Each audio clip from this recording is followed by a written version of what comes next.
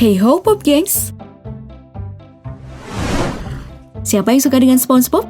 Salah satu kartun yang menghiasi masa kanak-kanak kita. Hingga sekarang popularitasnya tidak turun-turun. Namun di balik kelucuan SpongeBob ada beberapa alur yang aneh, hingga membuat para fansnya berasumsi macam-macam. Lalu akhirnya menelurkan beragam teori yang menarik untuk kita simak. Ini dia, teori dari fans SpongeBob SquarePants yang mencengangkan. Tapi sebelum lanjut, jangan lupa klik subscribe dan aktifkan lonceng notifikasimu agar bersama kita terus berbagi info menarik dari Daftar Populer.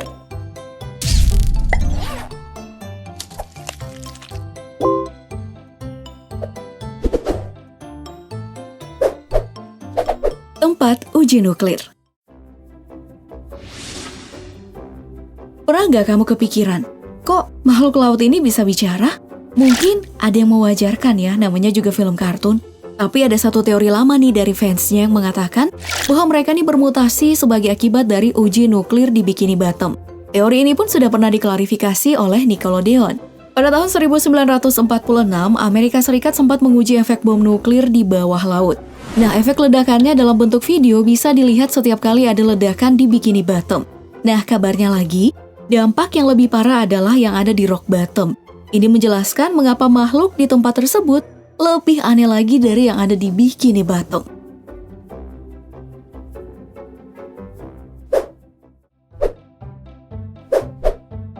Efek narkoba.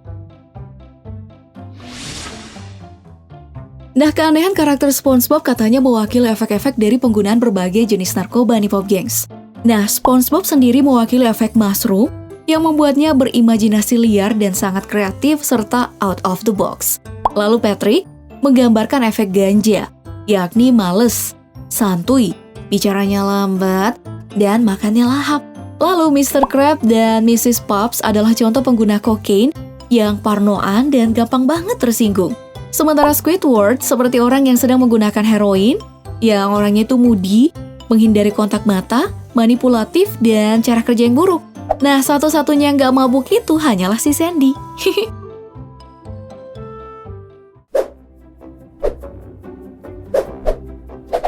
Karate dan asmara. Bicara soal Sandy nih, ada teori yang menyebutkan bahwa Sandy dan SpongeBob ini pernah atau telah menikah. Oh ya? Penggambaran hubungan intim mereka menggunakan metafora karate. Dalam salah satu episode, Sandy mengajak SpongeBob berkarate. SpongeBob ketagihan karate dan berulang kali ditolak.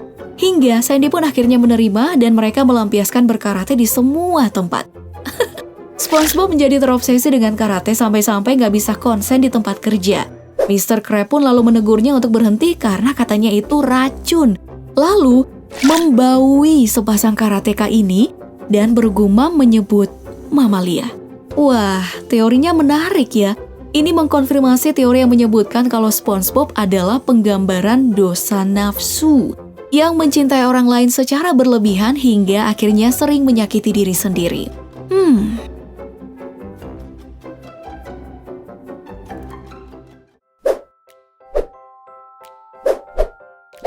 7 dosa besar.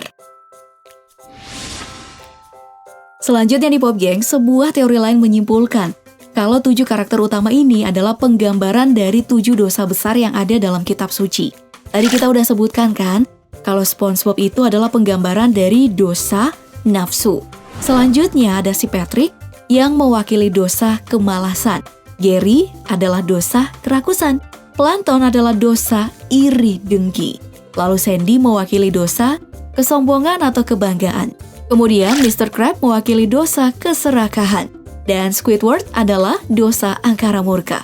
Ya, walaupun belum terkonfirmasi, teori ini menarik juga kan?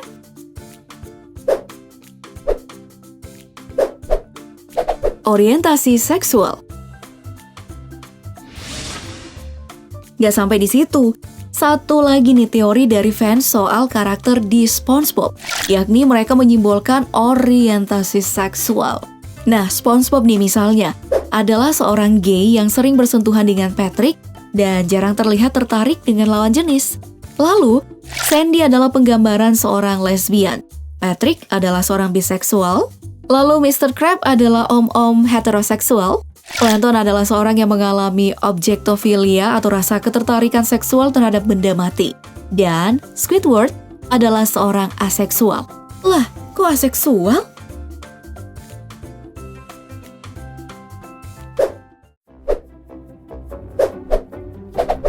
Hidung Squidward.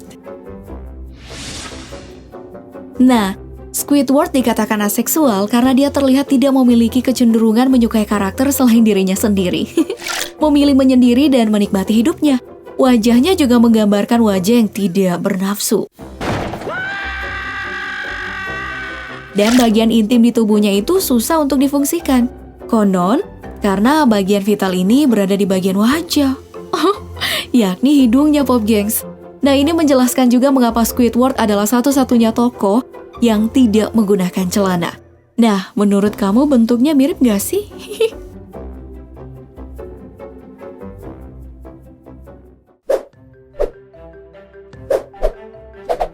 Mr. Crab kanibal.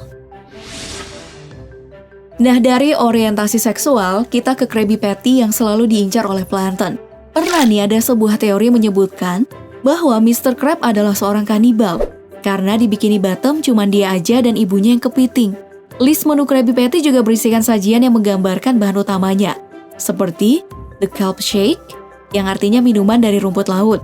Lalu The Coral Bits, yakni minuman dari koral atau karang. Nah, itu berarti Krabby Patty terbuat dari daging kepiting. Wow! Tapi sayangnya teori ini sudah pernah dibantah sama Nickelodeon.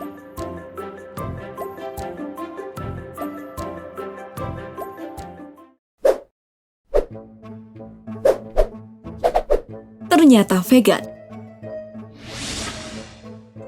Lalu, dari bahan apakah Krabby Patty? Mengapa jadi incaran? Nah, gara-gara itu muncullah teori bahwa sebenarnya menu Krabby Patty itu adalah menunya para vegan. Wow, lembaran dagingnya sendiri tuh hanyalah imitasi. Dan setelah pelanggan menyadarinya, mereka semua berdatangan dan senang saat tahu bahwa mereka bukanlah kanibal yang memakan sesamanya. Macam-macam banget ya teorinya. Nah, ayo, teori mana nih di atas yang kamu setujui? Lalu, teorimu sendiri apa nih? Komen ya. Setelah itu jangan lupa like, share, dan subscribe. Terima kasih telah menonton, sampai jumpa. Bye!